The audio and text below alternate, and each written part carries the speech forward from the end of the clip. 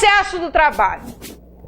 Em processo do trabalho, eu imagino aquilo que sempre tem aparecido, né? Me parece que o processo do trabalho tu consegue dividir ele em 4 grandes blocos. Competência da Justiça do Trabalho, e aqui eu destacaria o artigo 114 da Constituição, né? Bastaria dar uma última olhadela, quem sabe, para ver quais são as matérias e as pessoas que terão seus conflitos dirimidos na Justiça do Trabalho. Nós vimos isto bastante em sala de aula. Então, 4 blocos: competência, depois nós teríamos o rito ordinário e o sumaríssimo, depois nós teríamos recursos trabalhistas e o 4º e último bloco seria, então, a fase de execução.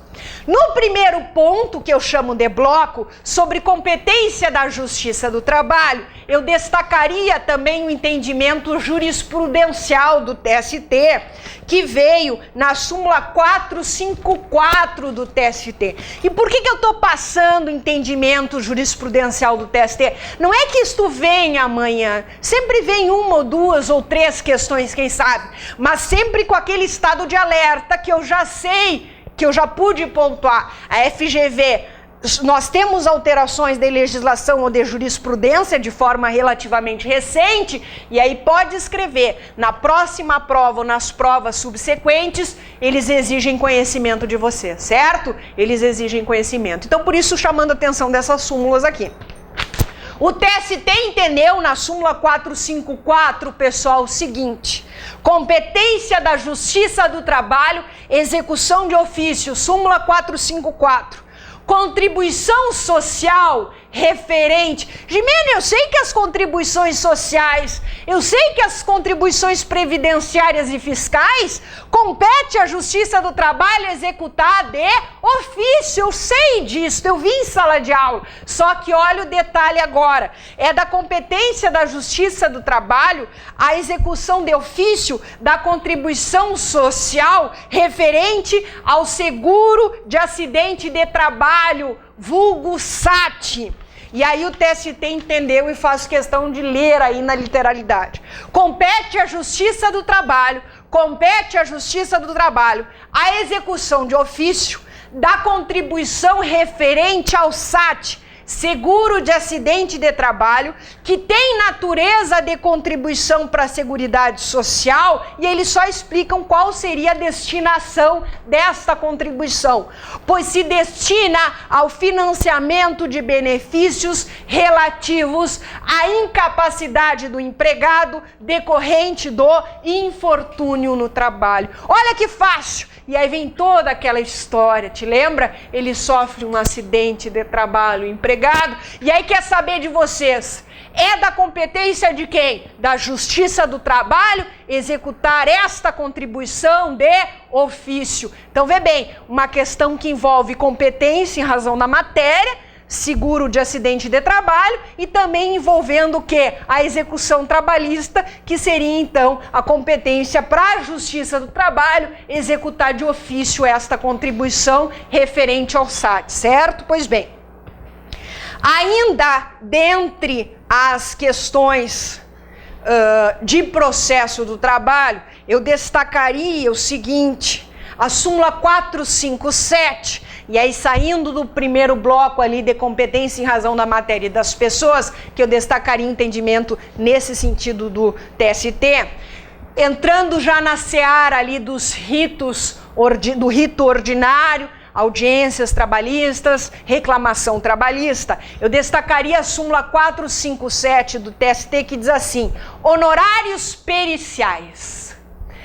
O TST entendeu, a União é responsável pelo pagamento dos honorários de perito quando a parte sucumbente no objeto da perícia, ou seja, quem perdeu, for beneficiária da assistência judiciária gratuita. E aí diz que é para observar um procedimento na resolução lá do Conselho Superior da Justiça do Trabalho. O que nos importa? Quem é que arca com os honorários do perito que é colocado ali pelo juiz? A parte que perdeu, ou seja, a parte sucumbente no objeto da perícia, certo? Quem perde paga lá os honorários do perito, perfeito. O TST entendeu que se essa parte que perdeu, ela for assistida de assistência judiciária gratuita, ela terá isenção. Mas quem é então que deve arcar com pagamento? A União. Dá para perder uma questão dessas? Não, não dá para perder, certo? Pois bem. Feitas essas questões, então, de competência e de audiência, eu passaria para o rito sumaríssimo ou procedimento sumaríssimo, que vem questão sempre sobre o rito ou procedimento sumaríssimo, né, pessoal? E as características que vocês bem sabem, cuidado sempre. Geralmente eles estão colocando a reclamação trabalhista sob o rito sumaríssimo, eles colocam de forma explícita. Mas se não colocarem e a questão vier dizendo que foi atribuído um valor de causa de X, ou a soma total dos pedidos redundou em Y, vocês cuidem que essas duas informações, quer que vocês verifiquem se a reclamação trabalhista tramitou pelo ordinário ou pelo sumaríssimo. Então, cuida sempre com relação ao valor de causa. Se exceder aos 40 salários, é uma questão do ordinário. Se for inferior ou igual a 40 salários mínimos, é uma questão do sumaríssimo, né? E aí algumas características do sumaríssimo, como uma última olhadela, ali do artigo 852-A ao artigo 852-I, sumaríssimo do 852-A ao artigo 852-I da CLT, né? Não se faz citação por edital, repetindo, 852-A ao artigo 852-I da CLT. Vocês sabem dessas peculiaridades. Não se faz citação por edital, te lembra? O empregador deve indicar o nome e o endereço correto, porque se vai fazer citação via postal, não é isso? Se ele não colocar lá na sua inicial, o empregado, pedido certo e determinado e quantificar os pedidos, nós vamos ter o quê? O não atendimento aos requisitos, nós vamos ter o quê? O arquivamento da ação e o empregado será condenado a pagar as custas, certo? Pois bem, lembro a vocês também que não se pontuou o número de propostas de conciliação, como no ordinário nós temos duas, né? No sumaríssimo se mencionou que a proposta de conciliação deverá ser feita em qualquer fase da audiência. Te lembra disto, né? Então chama atenção para isso aí. Pois bem, o que nós teríamos além do sumaríssimo? Agora sim, muito importante. Os recursos trabalhistas, te lembra? E só para relembrarmos de forma pontual, a Lei 13.015 de 2014, Lei 13.015 de 2014, altera o capítulo, alguns artigos da CLT no que se referem aos recursos trabalhistas, não é isto? E aí, quais as alterações? Não te esquece, o RO não foi alterado. Os recursos que sofreram alteração, e eu vou relembrá-los agora.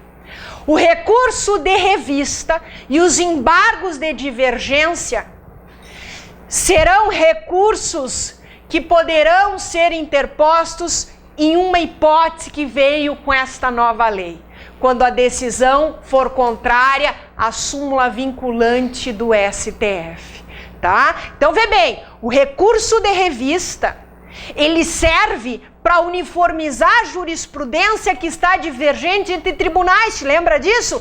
TRT versus TRT ou TRT versus TST em alguma súmula OJ. Nessas hipóteses, é possível o recurso de revista agora, desta Lei 13.015 do ano passado, fazer a interposição de recurso de revista quando a decisão no teu RO, te lembra que é da decisão do RO, cabível RR para o TST, quando a decisão do RO for contrária à súmula vinculante do STF. E nos embargos de divergência, que tem finalidade também de uniformizar a jurisprudência divergente, mas esta divergência está se dando dentro do TST, te lembra? Entre turmas do TST ou turma versus sessão de dissídios individuais, cabível a interposição dos embargos de divergência. Também é possível a interposição de embargos de divergência quando tivermos uma decisão que for contrária à súmula do STF. Então, além de todas as hipóteses no recurso de revista já existentes e nos embargos de divergência, eles acrescentaram este para ambos os recursos, quando as decisões forem contrárias à súmula vinculante do STF, certo? Pois bem, nós teríamos também alteração no embargos de declaração, mas que isto já é existente na prática, e eu chamo a atenção de vocês. No momento em que se interpõem os embargos de declaração, nós temos como efeito que vai interromper ou vai suspender o prazo do recurso principal, hein? Interrompe ou suspende? Sem medo, pessoal.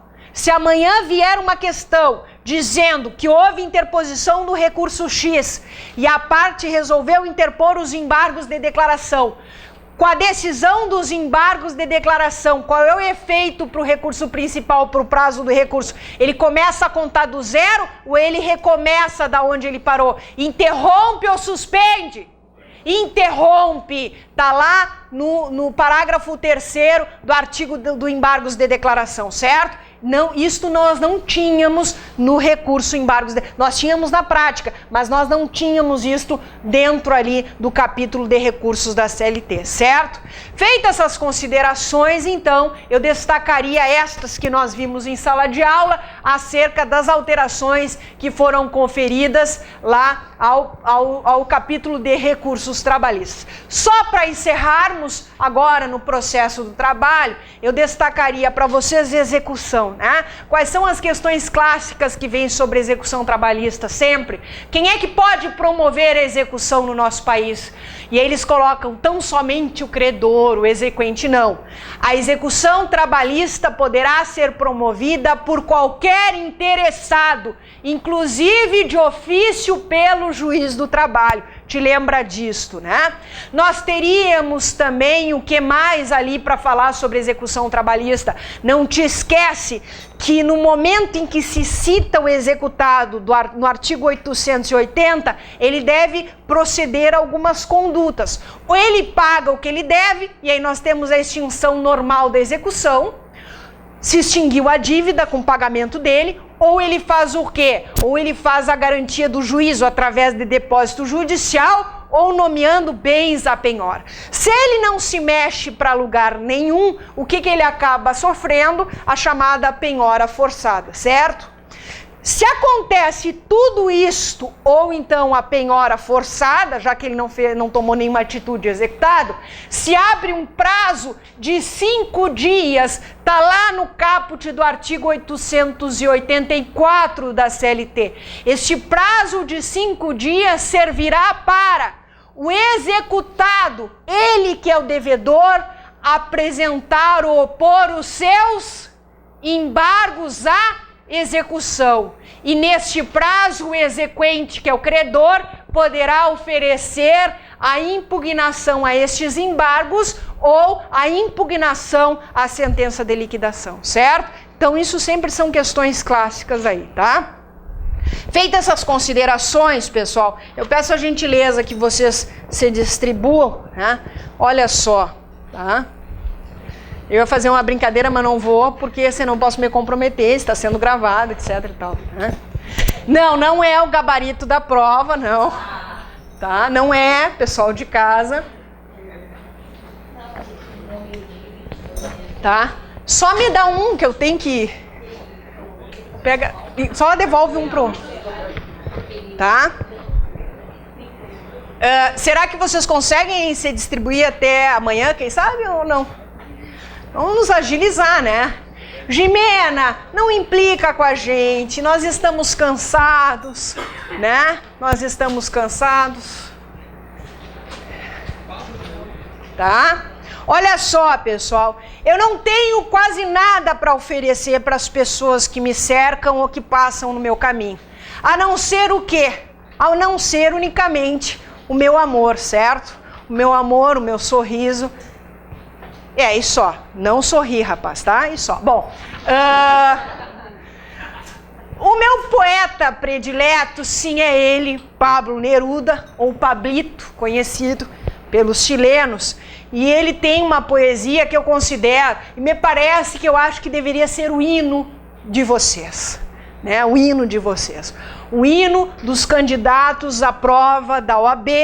E não só, eu acho que me parece que nós poderíamos eleger como um hino para as nossas existências, para as nossas vidas. Aí diz assim, é proibido, olha só, é proibido chorar sem aprender, levantar-se um dia sem saber o que fazer, ter medo de suas lembranças, é proibido não rir dos problemas, não lutar pelo que se quer, abandonar tudo por medo.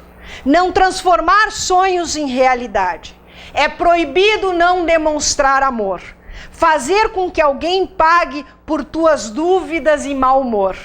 É proibido deixar os amigos.